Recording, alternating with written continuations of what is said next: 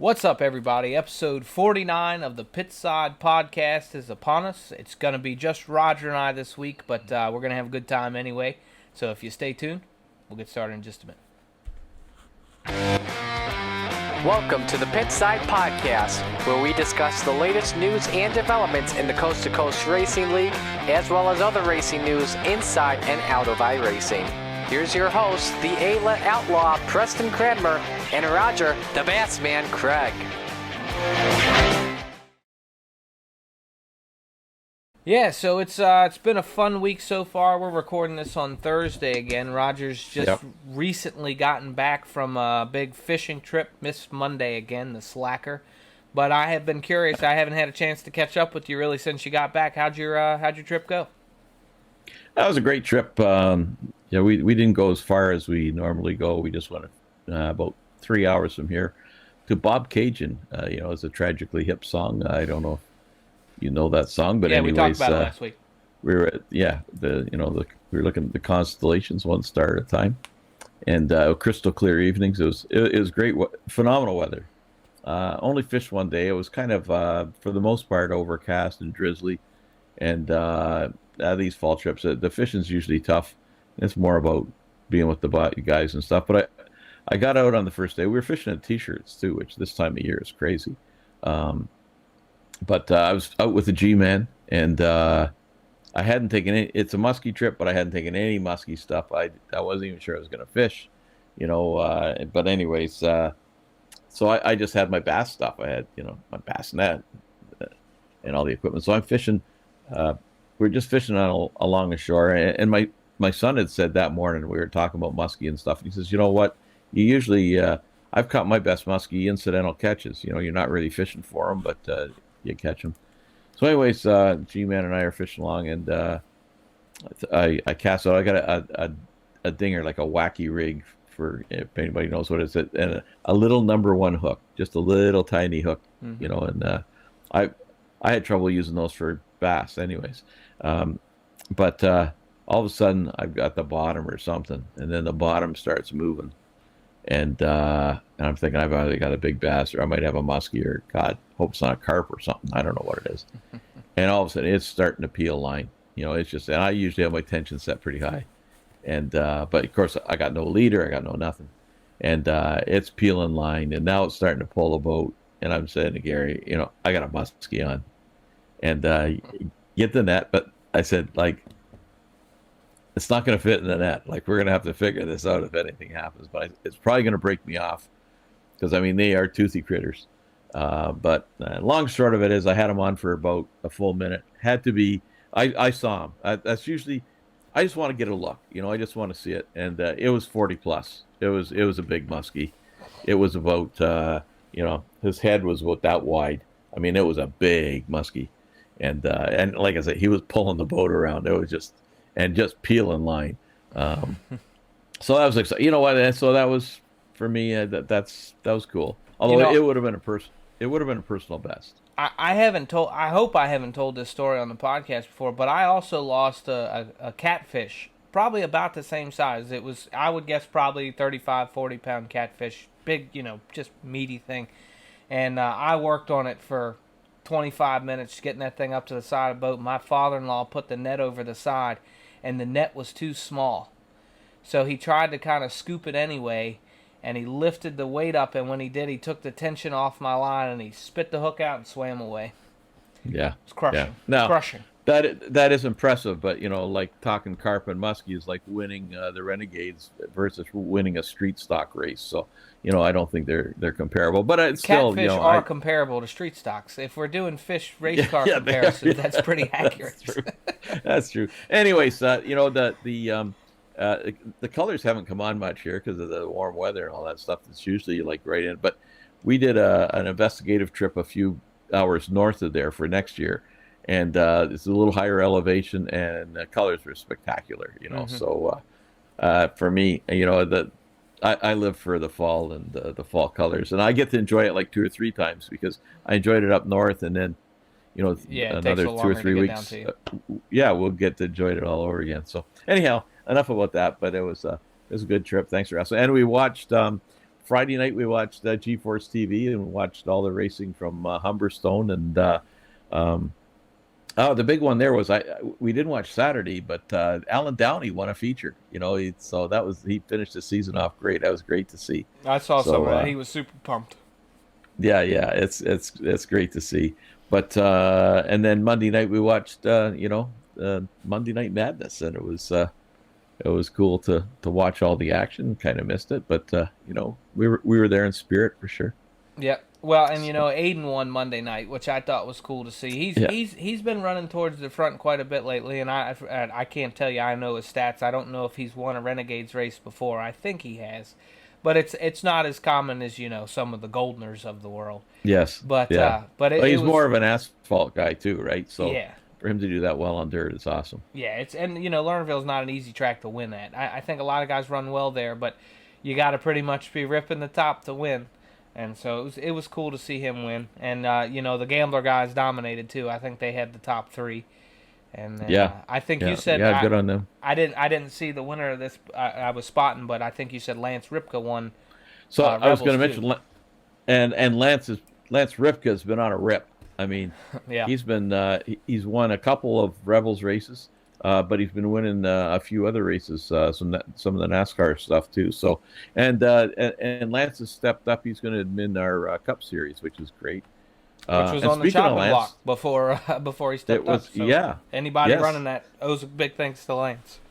That's right. And he was going to work with, spend some time with the bots and see if he can, work with them and get them, fine tune them a little bit with, what percentage we set them at and stuff like that. So that's good. And speaking of Lance, just last night, Hometown Heroes, we featured the Wayne Parker 75. A great, well-attended race, but Lance donated an awesome plaque for that. Was that the picture I saw today? And that was an actual plaque? Yeah. That was killer. That was killer. It was killer. Yeah, it was killer. The way you described it to me, I was pretty excited about seeing it, and he did a great job on that. And of course, Nick Vickery, with the VMR wraps, we still got to do the draw for that. But it was good to see. We didn't raise it like a ton of money, but it wasn't it was more of an informal charity race because we still got the veterans event coming up. But I know in that GoFundMe page, I think the league guys probably raised 75% of the funds there. So good on the guys. They really stepped up for this, and it was a great race. Hey, I finished P12. So I was going to run, but I had donated, so I thought I'll show up, and I think I had 2 incident points or 4 incident. It was but I just stayed out of trouble. Kind of had a middle line. I didn't want to get in the way of the big guys. Speaking of the big guys, Big Dog, the Beagle. He's back and he's been running great. But the interesting thing there was I set something up that we haven't done before, but I think we will do it again. It was 75 laps, cautions count. So, of course, if you go in the pits, there's a good chance you're going to get a lap down. So I put in the Lucky Dog. And so what's happening is the Lucky Dog, we get in about lap 10 or something, and all of a sudden there's, Lucky Dog, here comes Beagle, because, he was a lap down or whatever. 10 laps, and then we get another, something like that. Come on, and then we get another, we get another caution. And here comes Beagle, huh? Here comes Beagle. We get another caution. Here comes Beagle. And I'm thinking, what? I thought, this thing's not working right. I reached out to him afterwards. I said, what's going on? He sent me a message saying, thank God for Lucky Dogs, because I said, what's going on? Did it work right? He says, yeah. He says, I hit the fence. He says, I was 4 laps down. So I guess it was a combination of nobody else was a lap down, so it kept going to him. But it also shows that, going down the road, you could be 2, 3, 4 laps out. And he passed me after the last car I think we had a green-white checker, and he passed me. I think he finished 8th or something. So, so we're going to have to turn off the Lucky Dog then. You can't pass Roger. Big Dog gets the Lucky Dog. We're going to have to rename it. It's the Coast to Coast Big Lucky Dog. Yeah, exactly. So, anyways, that was kind of interesting, but it's a good race. And again, well attended races all through the night, and I made a feature again. I made the 305. I had a bit of trouble in the 360s, but we won't talk about that. But no, You it was usually good. have one race like that each podcast. There's one like we Yeah, just it's a note like we go push that away.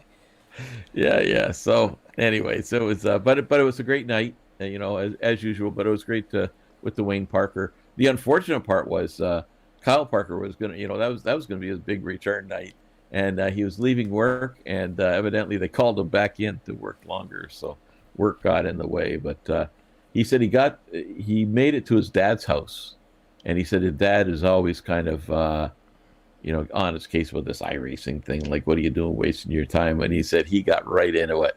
He said his old man was just, cheering on all the Spartan boys and, hollering and stuff. So that's kind of cool. So it was a good night. Well, we made a fan, if nothing else. Yeah, yeah, exactly. And Kyle's, I guess, not in the doghouse, but like it all of a sudden now it's justified what he's doing with the iRacing stuff. Yeah. So it kind of worked out for Kyle too. So that was good. Well, and I will tell you, the GoFundMe is still open as far as I know. So Yes. when this goes live, I'm going to make sure there's a link in the comments below. So if anybody would like to make a donation to Wayne, then you'll be able to do that from here as well. So there's a link. There's obviously in the description of the podcast. You can find it there. Yeah, yeah, good point. Because I can't imagine. I think Kyle said, they're that whole insurance thing. Like, oh my God, it's a nightmare. But even regardless of that, you've lost all your personal possessions, and you just can't even put a price on that. It's just devastating. Yeah, for So, sure. it just yeah, if anybody can help out, that would be great. So we're into Super Dirt Week a little bit. Have you had a chance to catch any of that? I know they raced at they raced at Weed Sport last night, and Yes, I got yes. to catch some of that. I did take the night off. I wasn't able to be there to support Kyle and Wayne. I'm dealing with the sick little one a little bit at home, so needed to help the wife out a bit. But yeah, and you don't sound too good yourself either. yeah, so. I'm a little nasally. If anybody has heard, it's not COVID. I know that's everybody's first thought. We just had some sinus crap go on. I think it's just that time of year where the pollen's falling or the mold is really falling. That's Yep. what gets me the most. But yeah, I caught a lot of the racing at Weed Sport last night. I was particularly interested mostly in the Sportsman, which that may not be the biggest division there. But I got to watch Tanner race. I know I can't remember the name of the team. I know they're sponsored by Hoffman Auto Parts or Race Parts or something like that. Yep. I apologize. He was for butchering it. driving number 6, wasn't he? Yeah, it's a blue number 6. Yeah. It's a great looking car. Yeah. It's Look cool. I saw and that. it actually looks very similar to one of the 358s, and I'm wondering if it's out of the same kind of stable. Like the numbers and everything look very similar. There's a 66W. I think they're probably related. But Tanner really did pretty well. I know it was my understanding was it's more of just a tune-up race because he's going to be running the big stuff at Oswego. That starts Friday and Saturday, which will have happened. Oh no, excuse me, Saturday and Sunday. So if you're watching this, you can. I think the Sportsmen still run tonight, so that could be a mistake on my part. But Tanner got out in his heat, ran real well. He finished 5th. So he got to start, I believe, on the pole of his last chance qualifier and held his own. He looked great. He battled with the leader for a long time and kind of settled into second. You know what? Now I'm maybe misremembering, maybe won. But either way, he qualified through the last chance qualifier and made the feature. Started towards the back, I think maybe second to last, and they only ran about half of the feature just to make sure they saved the car for the big stuff. But he did good. I was really impressed. He's got to be one of the youngest guys out there, if not the youngest. Oh, So yeah, he sure. But he drives the car like he's grown man. It's pretty cool to watch, and knowing we ran with him was fun. Yeah, that is cool. So, and I think you subscribed to Dirt Vision for a month, right? Because it's cost effective right now, just with all the events you'll capture in the next month. Yeah. So it's $39.99 for a month. You can subscribe monthly and cancel anytime. It's one thing that I do love about Dirt Vision is they're not going to hold your money hostage or whatever. There's no commitment. I went ahead and subscribed for a month because there's a big World Outlaws race at Port Royal this weekend, which is one of my favorite tracks. So I want to make sure I caught that. Can't catch those anywhere but Dirt Vision.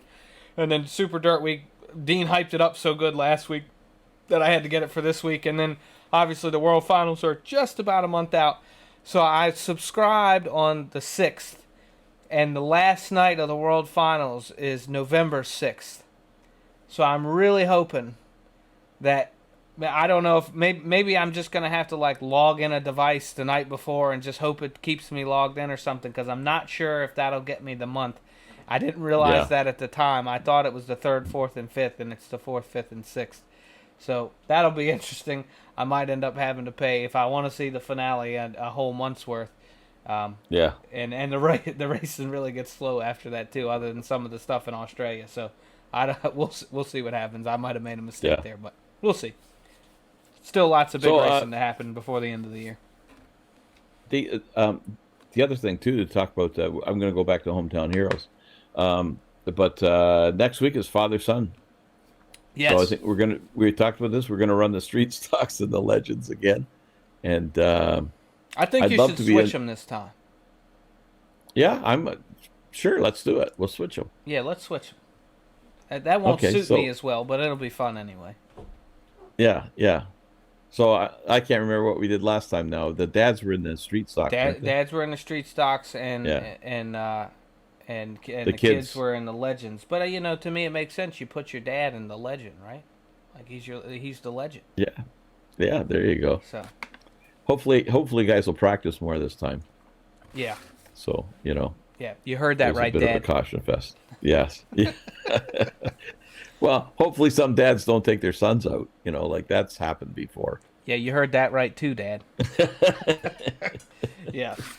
Yeah. That was a funny moment now that we look back on it. Yeah, now. Yeah, exactly. Easier to laugh now. It wasn't that bad then. No. It happens. So, the driver's fund. So the driver's fund, the drive is over. We're past the week 3, and the deadline is actually, as we're speaking, the deadline's like 1 hour from now. So we've got last count I saw, I think it was 131 drivers have committed, either volunteers, sponsors, or by and large the biggest part is just people paying the fee. So that's really encouraging, because I know I looked at the first 3 weeks, and we've got about 200 in the league, somewhere 210 or something like that. But a lot of those guys kind of show up, and there's that part that race for once or twice and then they don't come back, or who knows why. I'm sure you probably get some too that'll register and just never get out. I mean, it probably happens some. I know I did that before I joined our league. I joined Dirty Old Bastards, and then was just kind of trying to get settled in and never made the race. And before I could, I joined what was Weekend Outlaws at the time. Yeah, right on. And so, anyways, so there's 131 out of the 200. I went back and looked at the first 3 weeks. We only had 114 participants, that took part those first 3 weeks, and we had full car counts. So, it's a dedicated group that will carry it. So we anticipated these kind of numbers. We were actually almost dead on, I think, where we thought we would get. Yeah. And it's the guys that want to be here. And I think it's great. It might be a bit of a smaller community, but it'll be people you're used to seeing on the track, and not so many strangers and stuff. And so it's all good, and it's only going to benefit the drivers, right? So we got the feature stickers. Bob the Good's on my case. Anybody who has not filled out the driver info link, I'll have to get all that a little more pronounced, I think, in the next few weeks on the webpage and stuff. But you need to fill that out, because Bob's got a bunch of guys who want feature stickers and doesn't know where to send them. So Bob's grabbed that and he's running with it, and appreciate that. So anyways, everything's looking good, and all those expenses are going to get covered, and we'll have a good amount of money for prizes.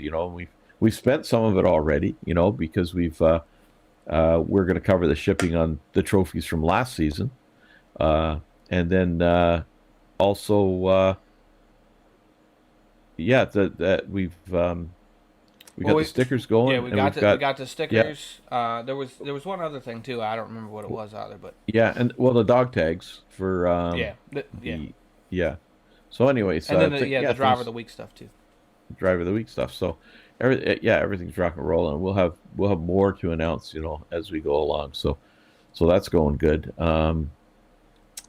The other one, I guess, the Road to Pro. We've got a few boys that are looking pretty good there. Yeah, and I ran through the standings earlier. I think there were more guys in there than I realized. I knew some of them because, like the Bandy guys have been, they've been talking about it publicly a little bit, so I knew they were running.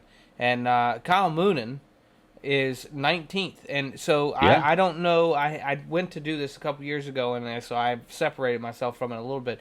It's the top 20 that get in, right? yeah. He's right now. He's in. Yeah. If it was over today. So there's you said it's over today. No, if it was over today, gotcha. he'd Yeah. be in. Yeah. So I believe Yep. it's a 7 week series with one drop week. So essentially you get 6 weeks total. I think that's the way it works. But yeah, I think they're 3 weeks in right now. So Moonen's looking pretty good. I mean, it's kind of like your IL. Once you get up there, it takes a little bit to climb, but it also takes a little bit to fall. So he's looking pretty good right now. Braden Finsel, who's kind of a C2C alum, is in. I don't think he's running with us currently. Is in 30th. Lane Snook is in 38th. Sean Bowers 43rd. Kenny Miller 45th. Christopher Schaefer is 64th, and Kevin Fry is 67th. Now, those might sound like big numbers, but there's almost 300 guys running this series, so that is absolutely nothing to sneeze at. But, No. you're looking at those names, that there's no surprise that those guys are pushing the front half of that field. They're all high-quality drivers for sure. Everybody's really fast.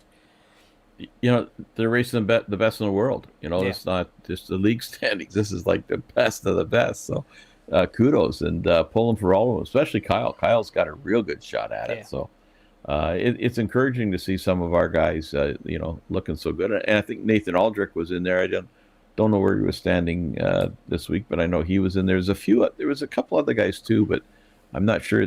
Patrick Spangler, but I'm not sure. I'm not sure if he's going to finish it off or not. Yeah, I think that was what happened to Nate. I think he ran a week or two, and then something happened, and I don't know that he's still running it now, but he had started. Yeah. But yeah, I only ran down a couple of pages worth of the standings. So and it's not impossible that I could have missed a couple guys. There was a lot of names I recognized both from our league and then running against and officials and stuff. So, but yeah, there's some heavy hitters in there that are behind more than half of the guys we just named, and some cases all of them. Yes, the guys who were in the pro league last season, and they're behind. So that's encouraging too. And also Sean Bowers, you mentioned. It's good to see. We talked about Ryan Beagle being back, and Sean Bowers. He's been gone for a bit. He's back.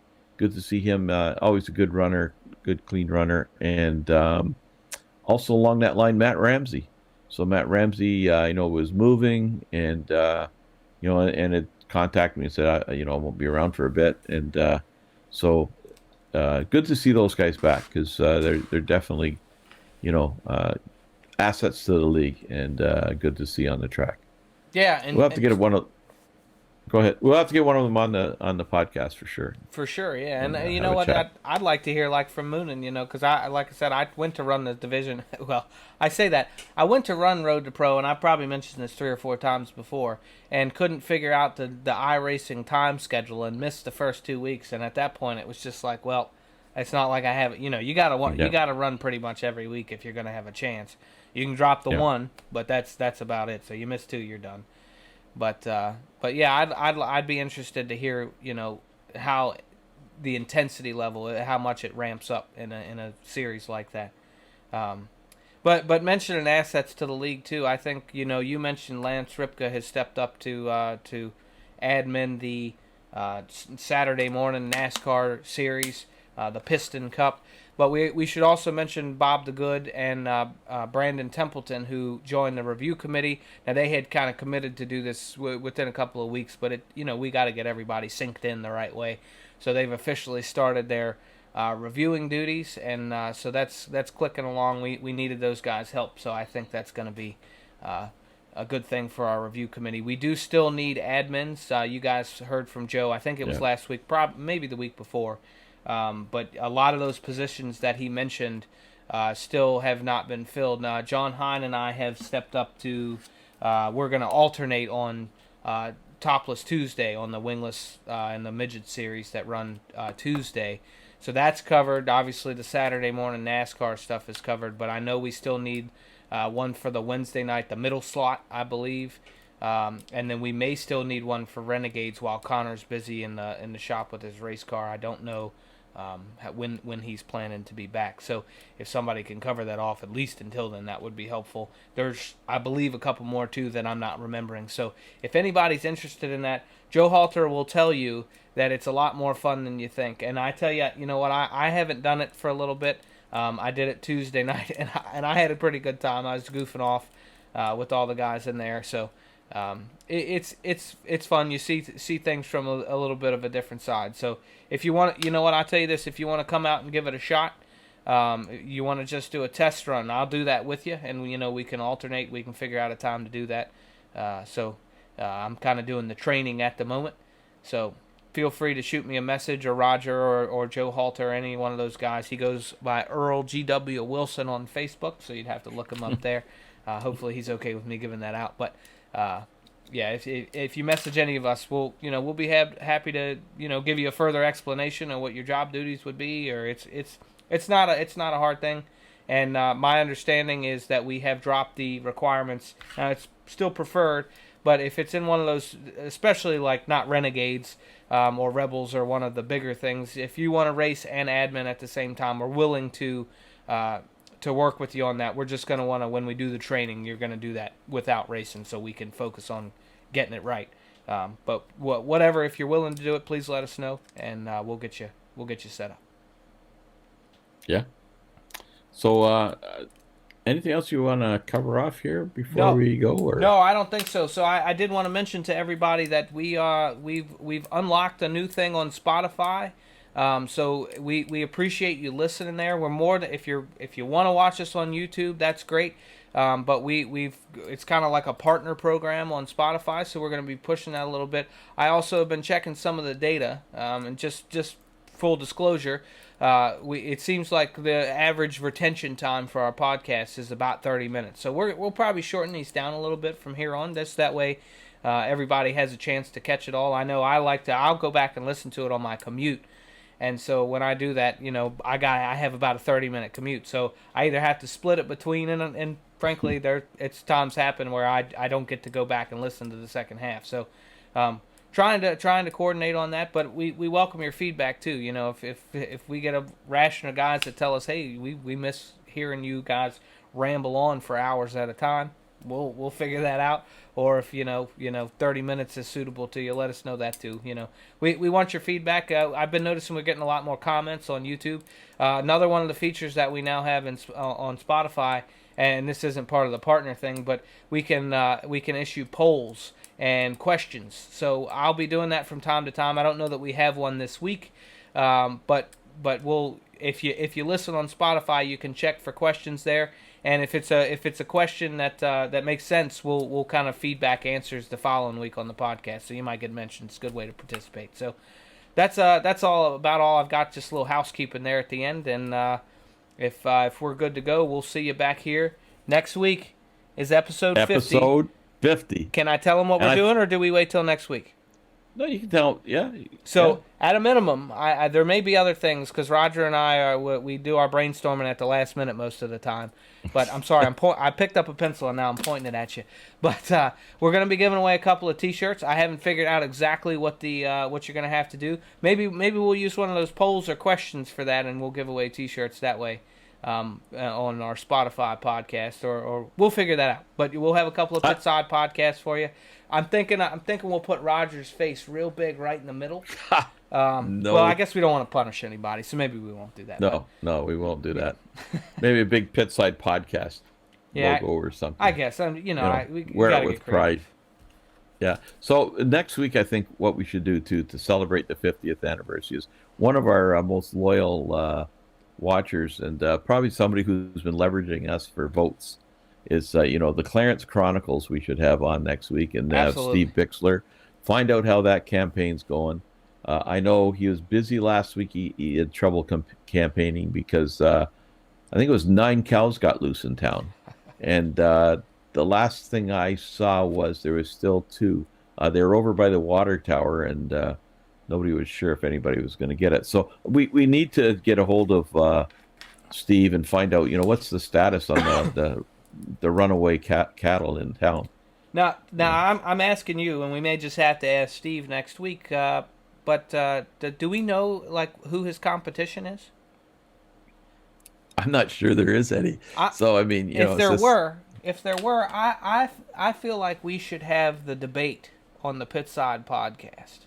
yeah. I'm. If we'll find out if there is somebody, and we'll give them equal time. I think that's a great idea. And if Yeah. there's not, I can at least promise you that Roger and I will come up with some hard hitting journalistic questions. We're going to take this show to the next level. It Oh used to yeah. be Oh racing. It's all politics now. no, it's going to be yeah, and yeah, we'll do that. And actually, while we're mentioning the Clarence Chronicles, I got to say on Wednesday night, I missed the 360s. I was telling you about it. I usually got Joe's broadcast going on just to find out, coordinate, making sure the shows start on time and all that stuff. And I have to admit, I'll listen to what Vickery or Heiner's saying, top tips. I've learned a lot listening to those Oh yeah. guys. And I put it on, when I was they are racing just them. I put knocking it on in the background so I could Yeah, catch what they were saying. they're knocking it out of the park. But anyways, I was admitting the 360. Yeah, me and Nathan. Nathan was doing it. Good old Nathan. He doubled up and did the 305s and 360s. But I came on. I think he was in his race or whatever. Anyways, I missed the feature.